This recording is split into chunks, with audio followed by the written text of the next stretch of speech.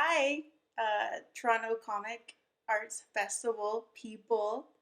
It's me, Chloe Bluebird Mustooch. I am the artist, and these are the authors for the Siha Tooskin series, and we're presenting today for TCAF. I was very happy to be invited by the authors to illustrate this series.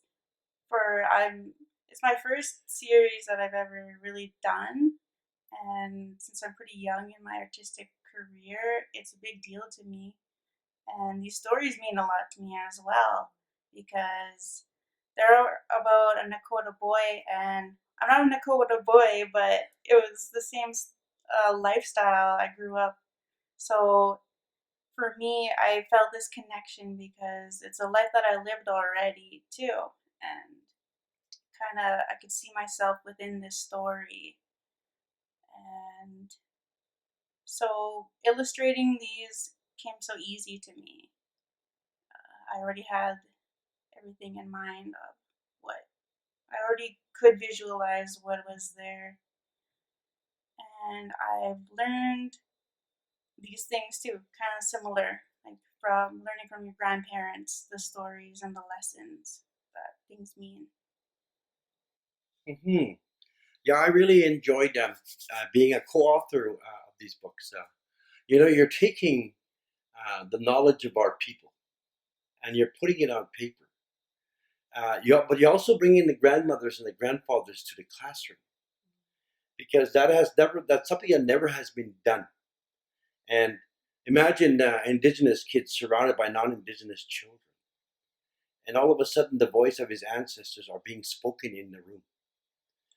Right away, that will bring it will bring him to a different level of wanting to learn or even sharing the stories that he may have learned with his fellow students. And I thought that was amazing how he took the words of the grandmothers and the grandfathers and the kinship part of how we were taught to grow up and sharing that with this young man, Siha Tooskin. And that was amazing to see that. So, you take his story because it also means that there was a lot of love and a lot of respect and kindness given to all his teachers. Because in the stories, he talks about how much he learned. And not only how much he learned, but also how much he was willing to carry forward and continue carrying that forward and wanting to share that with others. And so the spirit of a story is so moving. And the words that within that story can bring a whole new understanding for someone who has never had that experience. And so that's why I look at these stories and I say, time has come that the Indigenous worldview towards education be taught, whether it's in every school, but everyone should have the opportunity to learn and be given that opportunity because this opportunity was never given. Let's say, for example, 100 years ago, this was never talked about. Not even 2 years ago, it was never talked about. So, because of that, this is going to be a tool, a very positive tool that's going to help not only the Indigenous kids, but all kids see the importance of education. Yeah. So for me, like, what a gift to get to work with both of you, because I feel like it was such a cool process, and how, because I mean we already have that. We're really lucky that we have that natural connection already. Yeah. That, I mean, that we're a couple, but that we're a part of a larger extended family and community. And so to watch you grow up from a little girl and be in ceremony and spend all the time that we have together over the years with your grandparents and your mom and your uncle and cousins and family and all of our kids.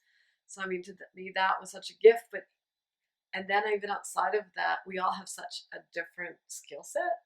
Yeah. So like Wilson is such an amazing storyteller and carries those stories from his grandparents and his family, and then the teachings that we have from late Luxian Gladys and your grandparents and just all the people that from before the time that we all knew each other, and the things that you bring from the spirit world and in family. I think that's so cool. And then, you know, for me, it's more of the writing part of it. And then for you to bring in the illustrations and visualize that. And I'm always in awe of that because I can see those things in my head. Like if Wilson's telling a story or, your grandpa is telling a story or somebody, even if the kids are sharing something with us, I can see it, but I can't do that. Like I can't do what you did. I can't, but it was really cool. And everybody learns differently too, right? So then some people will grasp, like we've heard people talk about how they feel like when these books are being read to them. I've loved this that people have said, I actually feel like I'm sitting there and a grandmother's talking to me, or my uncle is talking to me. And then, other people are very visual and they're like, oh my, when I saw the pictures, when I saw the illustrations, I went, oh my God, that's me. That's my child. That's, just like you said, that's your, like part of your life too.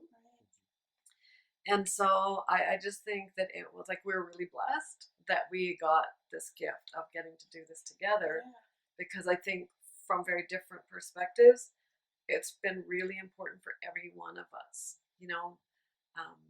from you, your own lived experience of that, and for me, my children. And I think about when I started as a teacher a really long time ago, because I'm really old. And I remember really clearly when I was teaching in Calgary one time, and there were only 5 Indigenous kids that self-identified in the whole school. And when we started to come together, and I'd say, so who are your people? What's the nation? What's your family? And I remember these 2 little girls, these little sisters saying, well, I'm Native, but I don't know anything else beyond there. And there were like no resources and no stories, and not just like a textbook. We're not talking about a textbook. We're talking about life, right? Yeah. And those kids are older. They would be much older than you are now, But then becoming then a parent. And when you think about when you kids were little in school and our kids and you growing up together, how much was there? There really wasn't anything.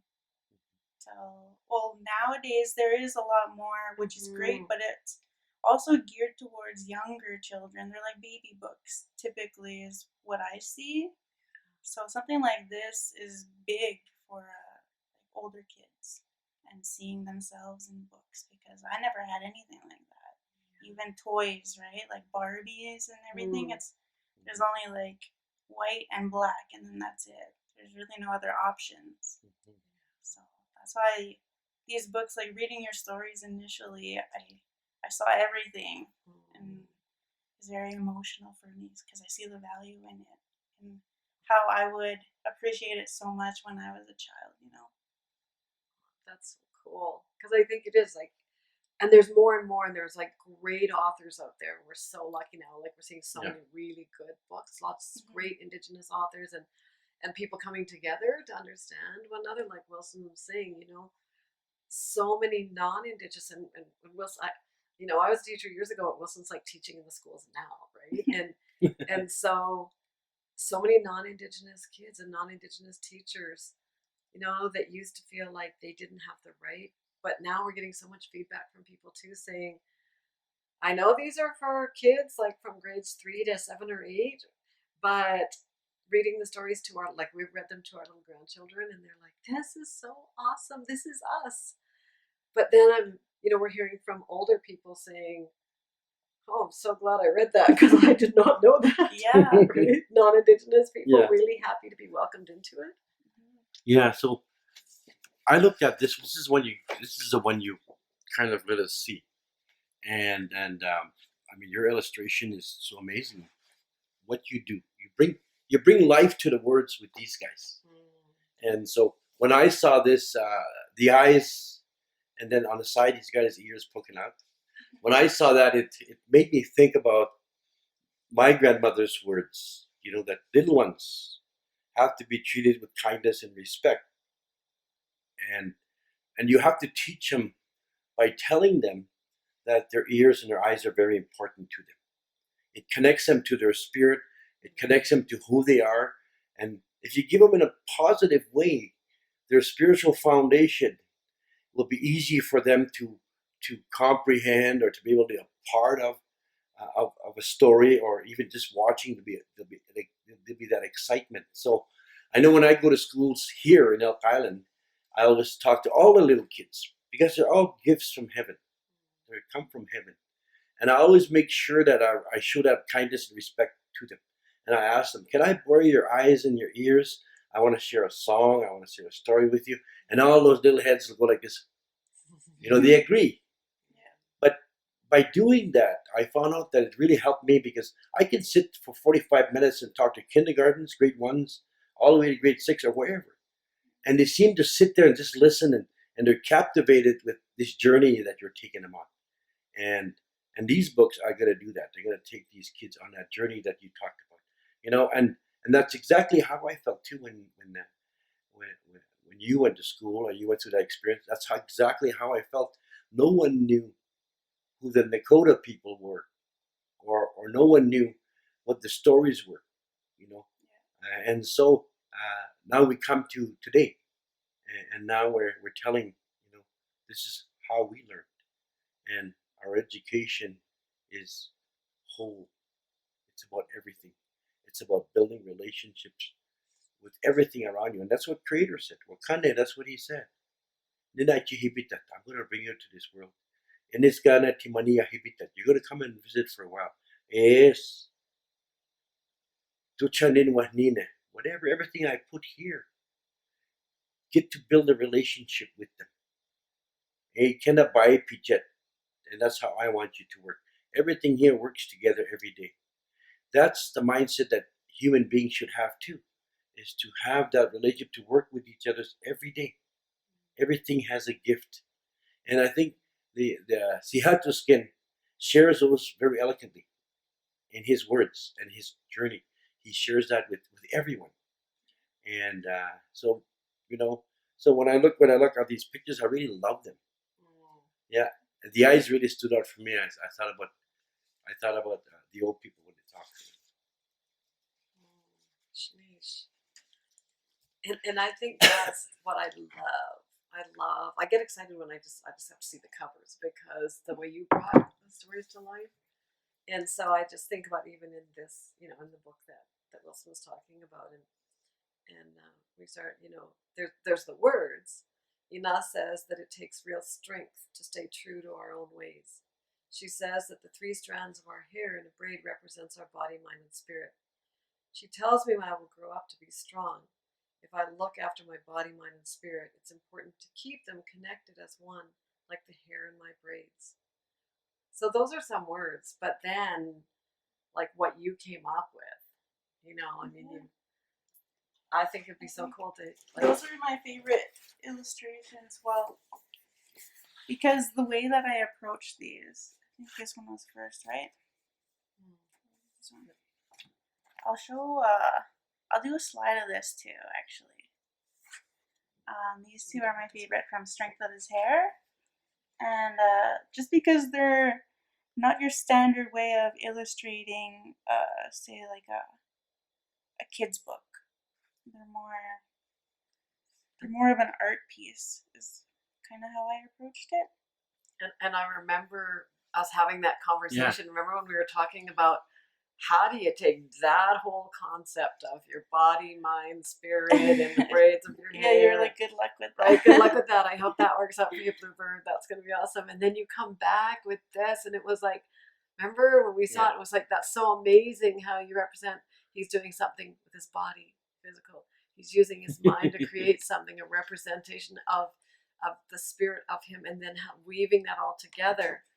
And then later in the book, you know, that wasn't enough. And it's like, oh yeah, but remember, we're also going to talk about the mother, the father, and the children, and the family, and just exactly, just amazing the way you represented that. And it's just.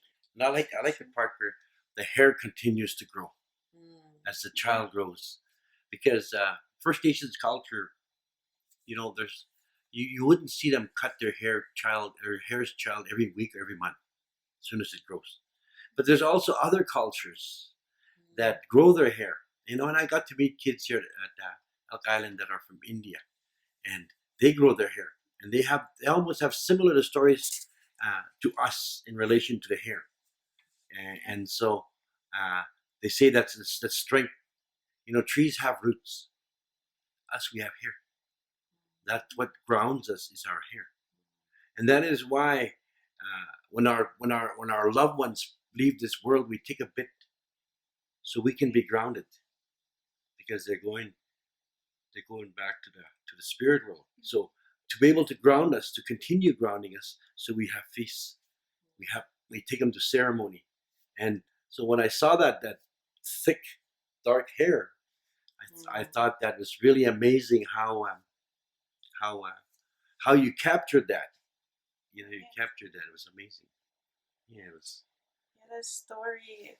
Well, the strength of his hair is kind of one of my favorite stories, because a lot of people that I know now have sons and they're trying to grow out their hair, and we've all heard about people who don't know misgendering their children and getting made fun of in general, and that makes kids want to cut their hair eventually. Yeah. So I think that's one of my favorite books. And some of the pictures, since everybody got to show there, I just love this little guy, because sometimes it's just fun, and it's just, I think the humor is one of the things that people have really responded to too, because we know that people have gone through such hard times. Yeah. And yet it's always amazing to me how people who have struggled so much still find that strength in the humor. And so I think I know what we've all tried to do through this, but I think we've been able to, in different ways, capture that hope and in the bright colors that you use too. There's the truth and the reality, and we don't shy away from that in the books. We're very real about the things that have happened, but it's not a tech. It's family. It's about family, because that's who we all are, right? Every one of us, regardless of what our jobs are, what our positions are, what our titles are, whatever, we're just moms and dads and Magshins and Toshins, grandmothers, grandfathers, daughters, cousins, and so I think that I think we've tried really hard to capture just that natural being as a family and as people. Yeah, we kept it quite down to earth.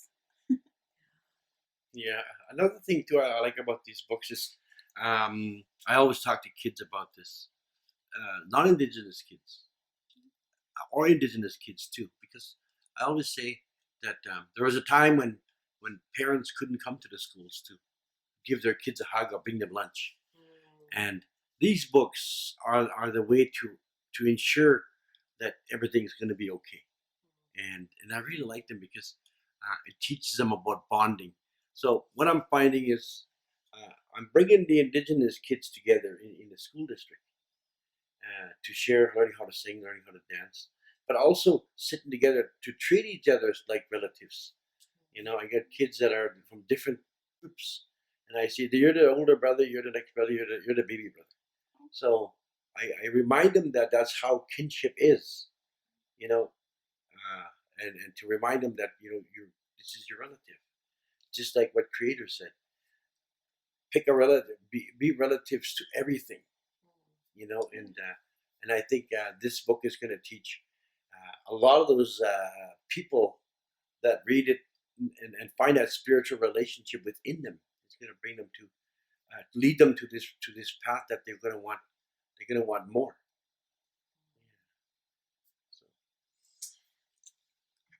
So we all feel like this was our gift. We hope that this is a gift, but there was so many amazing people that have shared stories and teachings with all of us, I think. And so this series, Siha Tooskin Knows, is us giving back, and hopefully us giving forward to kids in schools and families. And if people want to order the books, they can go to highwaterpress.com, CA. One of those. Highwater Press, Portage Main Press also. And so we just want to give a huge thank you to the Toronto Comic Arts Festival and our publisher, and to everybody out there who wants to learn more and take a learning journey with Siha Tooskin.